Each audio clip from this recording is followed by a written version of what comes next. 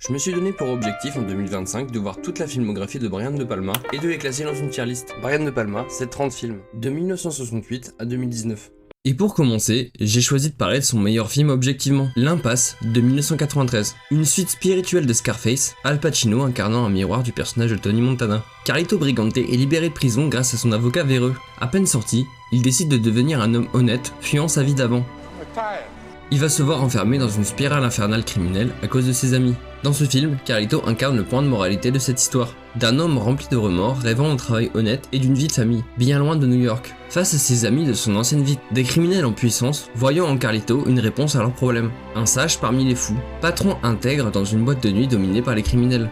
Un anti-Tony Montana, un gangster du passé, face à ceux de la nouvelle génération, tout en restant un gangster typique de De Palma.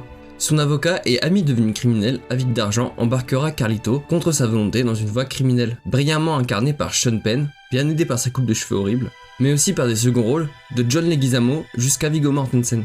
De Palma réalise ce film comme un ballet, tant dans sa construction que dans sa réalisation, tout en reprenant ses tics de réalisation habituels, du Dutch Angle, ses longs plans séquences, ainsi que des longs ralentis. Le film accumule les scènes cultes, remplies de tension, dont un climax de plus de 20 minutes à couper le souffle. La force de ce film est de constamment donner un espoir aux spectateurs que Carlito s'en sorte. Mais comme dans beaucoup de films de Palma, on ne peut échapper à son destin, funeste soit-il. Et c'est logiquement que je mets ce film tout en haut de la liste. Pour le prochain film, on va parler d'un film qui a fait pleurer son réalisateur à chaque visionnage.